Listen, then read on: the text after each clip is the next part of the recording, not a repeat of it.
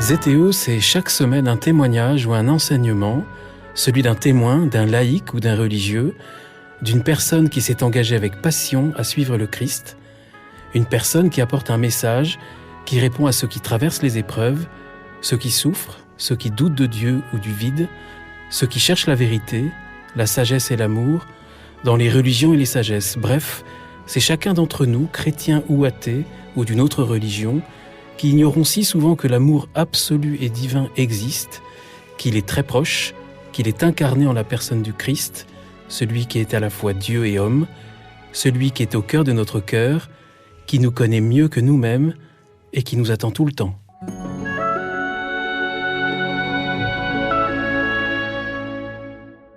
Bonjour chers auditeurs de ZTO, bienvenue pour un nouvel épisode.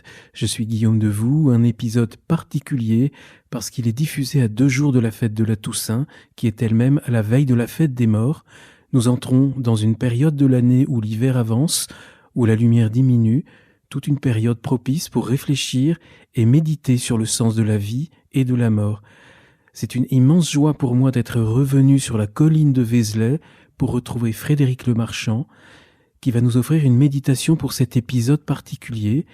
Et avant de lui laisser le micro, j'aimerais vous signaler que vous pouvez retrouver sur le site de ZTO, www.zto.fr, dans la description de cet épisode, des compléments indispensables, le texte de Frédéric, dont elle va s'inspirer pour la méditation qui va suivre, ainsi que l'illustration en images et en quelques lignes aussi, toujours de Frédéric Lemarchand, de l'œuvre qu'elle va évoquer aujourd'hui. Frédéric, merci, c'est à vous. Je salue de toute mon âme tous vos auditeurs et vous, cher Guillaume, pour la qualité de vos émissions. La mort est traitée avec déni dans nos sociétés contemporaines. Nous fuyons ceux qui en parlent.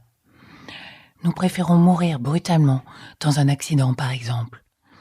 La modernité est le crime parfait. Même le mort ne s'aperçoit pas qu'il est mort. Alors qu'être ontologiquement prêt pour accompagner quelqu'un ou soi-même est tellement libérant. Le temps initiatique du trépas est primordial. Marie de Henzel racontait l'histoire d'une femme qui résistait et souffrait atrocement lors de son agonie. Lorsque sa sœur jumelle s'est levée contre elle, comme à l'état fœtal, elle est décédée apaisée. C'est très beau lorsque Madame de Henzel exprime aussi que, plutôt que de faire disparaître discrètement les défunts des hôpitaux, on pourrait former une haie d'honneur au moment de leur naissance au ciel.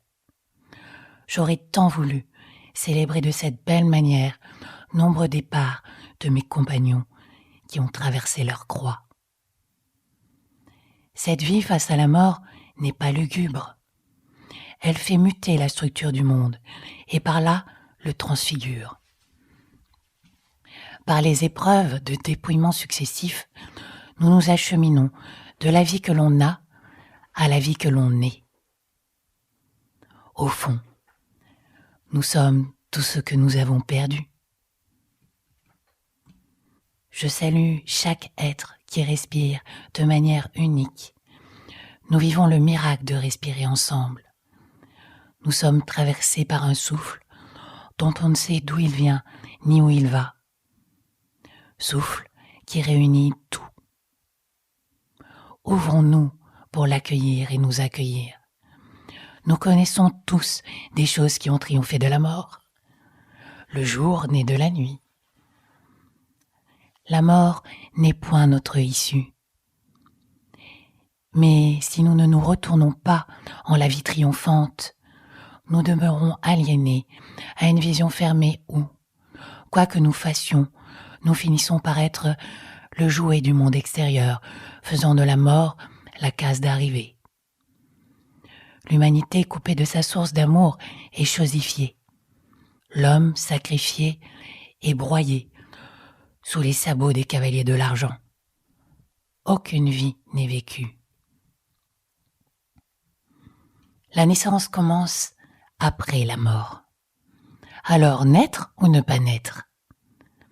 Je ne suis pas née vivante, je le deviens. un cœur qui n'avait pas même un lendemain à vivre. C'est le mien. J'ai la grâce d'être né avec une malformation dont le pronostic vital, établi par les médecins, est d'une petite dizaine d'années sur Terre. J'avais comme une couronne d'épines de plus en plus serrée autour du cœur. L'annonce de ma mort a fait place nette autour de moi. L'entourage désespéré, étant accompagné ni psychologiquement ni spirituellement, s'écarta. Je vis pleinement ma mort. Rien ne me faisait obstacle à cette initiation. La mort, c'est comme un maître d'école.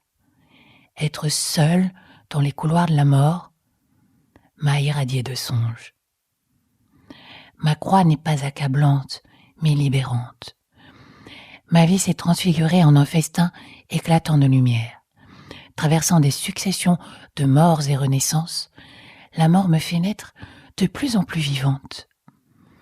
Toujours prête à mourir et toujours renaissante, je deviens infiniment douée de vie, d'une vie qui refuse de se laisser ensevelir.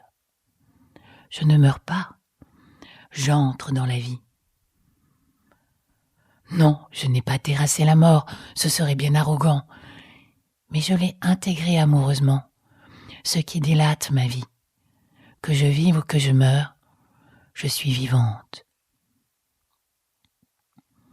Je refuse de m'inquiéter pour l'avenir, car je respire par la grâce.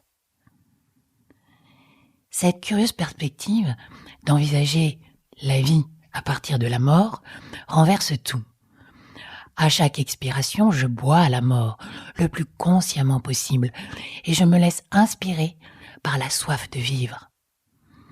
Intégrer la mort de manière consubstantielle, c'est intégrer les énergies de peur, de rejet, de désespoir, jusqu'aux pulsions suicidaires qui, une fois retournées en corps et sang divin, donnent une formidable insufflation de vie alors que les refoulés éteint la vie. La mort est une maîtresse dans l'art du renversement. C'est au cœur de nos ombres que la lumière de la vie nous convoque. La mort est le combustible pour faire de toute la matière qui nous est confiée pendant un temps quelque chose d'autre, afin d'aller au-delà de la création et du monde, comme Dieu est allé au-delà de lui-même dans son acte créateur. Toute création véritable est un don à l'avenir. Ma petite sœur, la mort corporelle, est le chemin de la grande décantation. Je bénis ce corps temporel où se manifeste la vie éternelle. Je suis une sorte de chapelle de chair où le mystère flambe tout entier à travers le vitrail de mon cœur. L'esprit grandit là où le petit moi psychophysiologique diminue, dans une relation entre mort et vie, entre épine et foudre, où le génie de la condition humaine, sous la poussée divine, saisit que la limite est en fait le véritable visage de l'infini. Le visage n'est-il pas la préfiguration de l'infigurable ? Le divin nous est voilé par excès de sa proximité. Notre peur de mourir n'est-elle pas la preuve que nous sommes configurés pour vivre éternellement ? Boire la coupe amère provoque la sueur du Golgotha. C'est une gorgée pour la descente du ciel. Dieu, c'est l'abîme. Alors, si on supprime l'abîme, on se supprime. Quand on fait l'expérience de la nuit, c'est là que la croix de lumière apparaît. Par grâce, notre capacité à intégrer nos épreuves comme des bénédictions est la juste mesure de notre amour. Accepter de mourir nous rend libres. Qu'ai-je à craindre, même si la mort me menace ? La vie n'est pas courte, mais le temps est compté. À partir de là, tout est béni, jusqu'à notre crucifixion, qui nous permet de mourir à tout ce qui nous tue, afin d'accomplir notre mutation évolutive. Mourir à nos savoirs trop étroits, aux étiquettes étriquées, aux médailles encombrantes, à nos vanités, au conditionnement, à la bonne morale. C'est se départir de l'inessentiel afin de passer des ténèbres du dehors au dedans, par le chat de l'aiguille dont parle la tradition hébraïque. Alors bénissons la vie, cette bohémienne qui nous dépouille de tout. Il faut que la vie nous arrache le cœur, sinon ce n'est pas la vie. Celui qui ne s'est jamais arraché n'a point de royaume, car le seul est celui du « va vers toi ». Dans le livre du Zohar, le saint béni soit-il se sert de la lettre hébraïque « beit », qui correspond au B de notre alphabet latin, pour opérer la création du monde, car elle est justement l'initiale du mot « bénir ». La calligraphie de cette lettre beit ressemble à une bouche grande ouverte qui boit la coupe emplie de toute l'Odyssée biblique. Et la grande sagesse du beit, qui vaut 2, est de savoir que la force qui fait avancer est la séparation. L'enfer serait de maudire ce terrifiant mystère. Maurice Zindel parle d'une femme déportée qui avait vécu dans l'enfer concentrationnaire, une expérience spirituelle entièrement neuve, qui lui paraissait si précieuse qu'elle éprouva sa libération comme une menace contre le plus grand des biens. La manière d'accueillir le malheur peut donc changer le sens d'un événement qui semble à première vue purement catastrophique. Dans une époque de déportation de notre intériorité, nous nous accommodons du trou que nous nous sommes creusés en terre d'exil. Mais attention, restons vigilants pour demeurer vivants jusque dans la mort du corps du monde. Nous sommes la germination de la lumière. Le seul mal est de mépriser l'être qui bat le rappel de la vie en esprit. L'aventure de la greffe d'organes se réalise à partir du pire, à partir du drame de la mort, souvent accidentelle. La famille endeuillée prend l'incommensurable décision au cœur de l'inconsolable. L'amour est plus fort que la mort. Le corps n'est-il pas donné que pour donner ? Donnez sans hésiter votre cœur à tout ce qui est beau, ainsi il battra éternellement. On va toujours au-delà en se dépouillant. La transplantation devient une épopée fantastique. La mort donne la vie. L'anesthésiste m'endort dans un flocon de neige le 11 février 2012. Après 20 ans d'attente de ma greffe, je suis miraculeusement synchrone avec le jour du plus grand rassemblement de prières faites pour les malades dans tout le monde, le jour de Notre-Dame de Lourdes. Je suis descendue dans ma chair pour escalader la nuit. Dans l'épreuve, plantée dans le risque, arrosée de sang, ma foi prend racine. Je respire désormais un parfum d'éternité. Je m'incline de toute mon âme devant les donneurs de toutes les couleurs du même sang de Dieu et donne leur corps pour la multitude des vivants. Je rends grâce aux endeuillés qui acceptent le don d'organes et qui parviennent à ressentir le caractère transcendantal de leur décision. Je suis dans une gratitude inouïe d'avoir reçu la bouture divine d'un cœur et de 2 poumons grâce à la prouesse d'une équipe médicale extrêmement humaine. Mon sauveur est mort et ressuscite en moi. J'enveloppe mon donneur d'une gratitude de chair. Incorporer la mort, c'est recevoir la vie comme un don d'une générosité sans prix. L'organe de la reconnaissance est éternel pour tous ceux qui, même au cœur du chagrin, bénissent la vie. Notre étoffe temporelle, cousue de larmes, brodée d'émerveillement et bénie, c'est la bien-aimée à laquelle le bien-aimé n'échappe pas. Dieu ne résiste pas, c'est nous qui lui résistons. Qu'on le veuille ou non, nous sommes promis à l'amour inouï. Et inconsciemment, nous plaçons depuis toujours des adversaires redoutables aux commandes du monde, pour tailler dans l'arbre de vie notre couronne d'épines, la lance et la croix. Allons vers notre incontournable initiation dans un consentement à mourir d'amour. Avec non pas l'intelligence artificielle, mais la connaissance divine, reçue par l'expérience vécue dans le corps. L'épreuve devient génératrice de mutations. Entrons dans la danse nuptiale et laissons-nous danser, soulevés par le souffle du vivant, danse qui fait de l'interruption un chemin nouveau, qui transfigure la chute en un pas de danse où l'on tombe vers le haut, qui fait de la peur un escalier, du rêve, un pont, de la recherche, une rencontre. Par le bas, nous nous élevons vers le haut d'un seul mouvement. Il y a 100 morts entre l'amour et la lumière. Passons le gué avec l'ange de la nuit de l'âme le plus consciemment possible. Entraînons-nous comme la monture de notre âme devant les obstacles de plus en plus hauts jusqu'au saut de l'ange. Mourir avant de mourir permet de nous séparer amoureusement de ce que nous avons de plus cher. Le chemin n'est pas impossible. L'impossible est le chemin.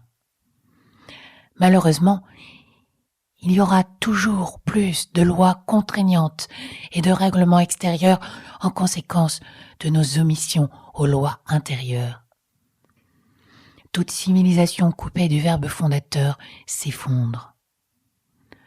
Cela demande à nous élever au niveau ontologique de notre être afin de ne pas interrompre le processus de spiritualisation du corps pour devenir corps de lumière. Car nous allons vers la totalité de notre être. Il y a 2 siècles en Russie, un saint ayant traversé plusieurs morts, une chute mortelle d'un échafaudage enfant, et il s'est aussi retrouvé roué de coups, à mort par des voleurs. Et ce saint transmet à un disciple appelé Motovilov comment se laisser remplir et illuminer par le Saint-Esprit. Le moine transmet d'une manière expérimentale le Saint-Esprit, car malheureusement, nous sommes arrivés à une terrifiante tiédeur dans la foi. Dans une clairière, pendant que la neige tombe, il prend le jeune homme par les épaules et se met à prier. Et les voilà plongés, tous les deux, dans l'étincelante lumière de la présence. « Je ne puis plus vous regarder, Père, les foudres jaillissent de vos yeux. Votre visage est devenu plus lumineux que le soleil. »« N'ayez pas peur, dit le Starets à Motovilov. Vous êtes à présent dans la plénitude de l'Esprit Saint. Autrement, vous n'auriez pu me voir. » Être laïque n'a pas d'importance, ajoute le moine. C'est la foi et l'amour qui comptent, car c'est dans le cœur que s'établit le royaume de Dieu. Alors laissons-nous mouvoir par l'action de grâce, sans jamais la devancer ni la ralentir. Libérons-nous de notre volonté propre, car elle donne toujours les rênes au Satan, et honorons notre participation temporelle à l'aventure éternelle. Nous sommes le temps nécessaire au devenir divin. Ne croyez pas que la mort soit un échec. C'est l'amoureux accomplissement d'une alchimie. Notre tunique suffisamment lacérée par les hommes retrouvera l'éclat de sa lumière. Il n'y a que perdre sa vie qui ait toujours le même visage. Alors pourquoi ne pas oser parier sur l'homme intérieur, sur l'immensité qui nous habite? Notre vie en dépend. Par la croix vivante, nous sommes l'issue où il n'y en a pas, pour passer de l'enfer à l'ouvert. Notre croix n'est pas ce lourd sac de clous et d'épines, mais notre appartenance à un monde à plusieurs dimensions. La croix est le lieu où l'homme et Dieu se croisent. C'est la rencontre de deux cœurs, l'un qui saigne, l'autre qui s'ouvre. Cloué sur un lit d'hôpital, amputé de ma propre volonté, j'ai gagné en force vive de la non-résistance.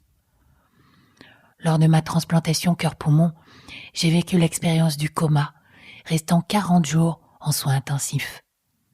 Lors de cette expérience hautement initiatique à l'état végétatif, j'ai pu explorer des champs de conscience extrêmement précieux, et depuis j'ai le regard non arrêté.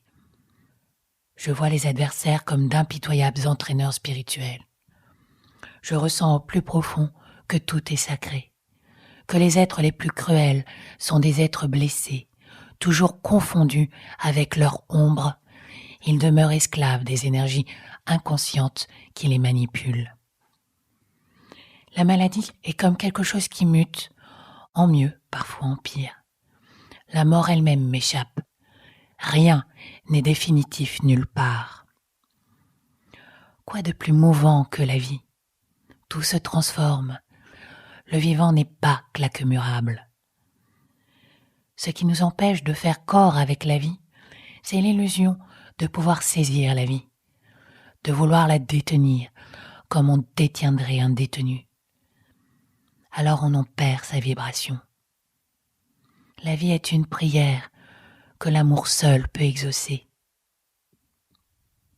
Et si le monde faisait semblant d'être une matière temporelle, et que secrètement, il n'était qu'onde d'amour infini aux multiples visages.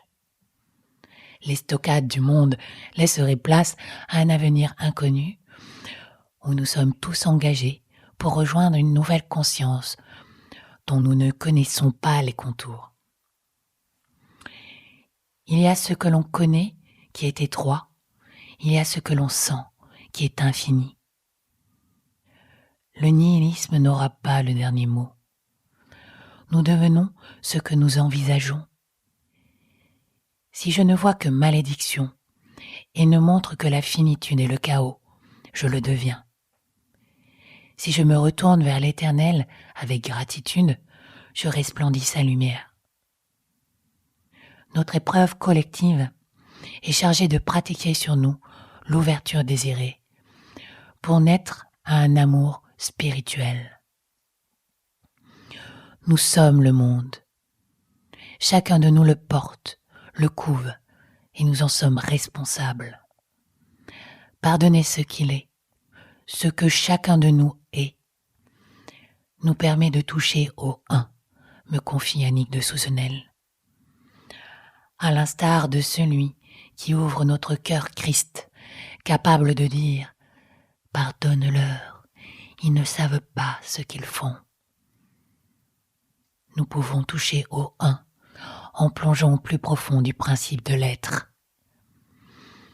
Depuis cette conscience, même si nous savons que tout est perdu, il y a un principe qui sauve tout.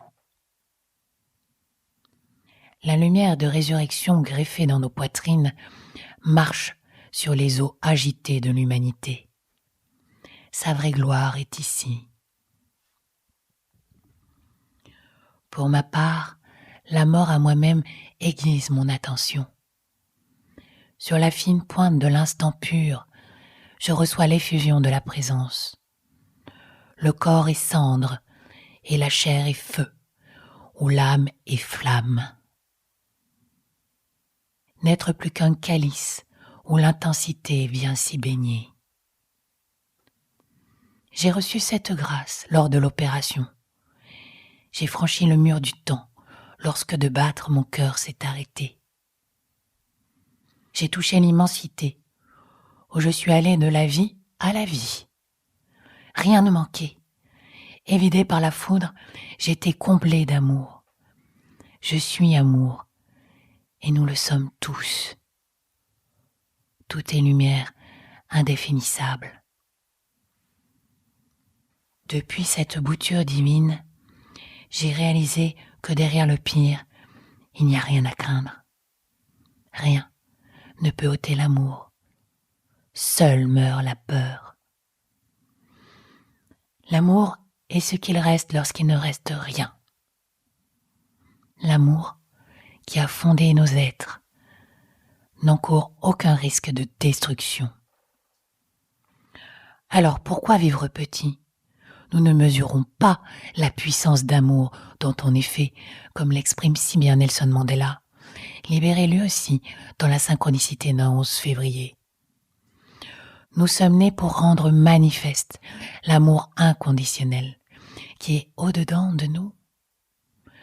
En laissant notre lumière briller, nous donnons incidemment aux autres la permission d'en faire autant.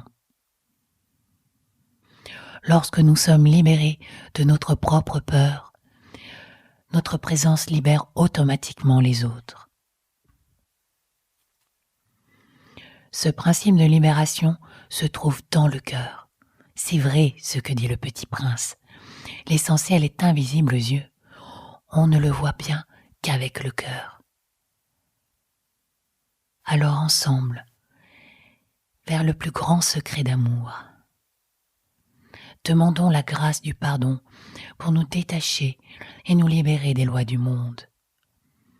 Souvenons-nous des plus belles intensités que nous avons vécues, mais qui ne sont qu'infimes prémices.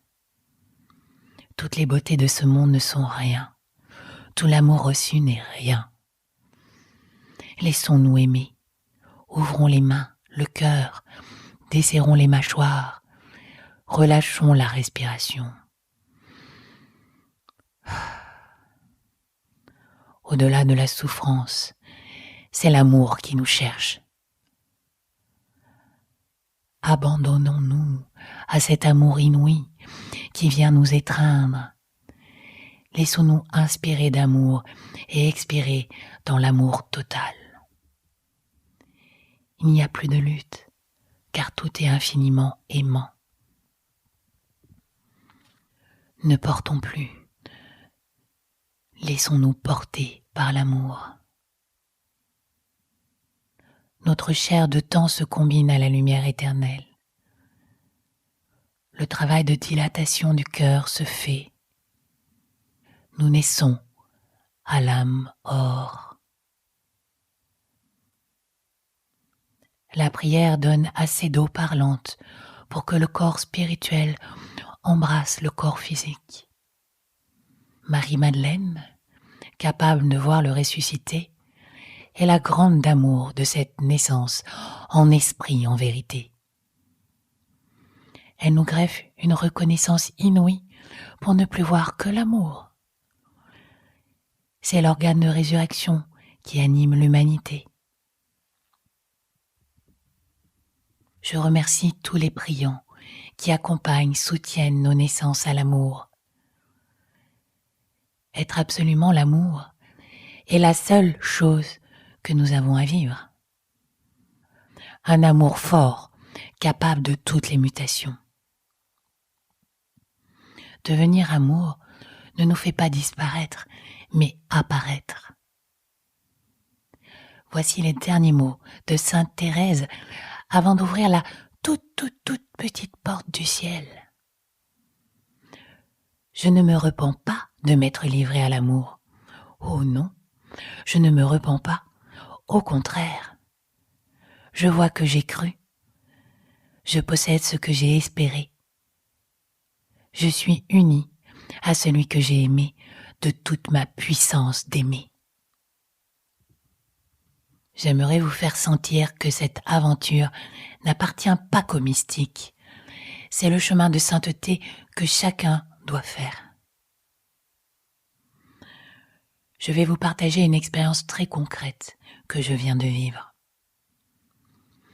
J'habite la colline de Vézelay et en ce moment, nous avons la chance de recevoir la visite de Ahmed qui vient du Burkina Faso pour nous transmettre l'enseignement de la sculpture en bronze.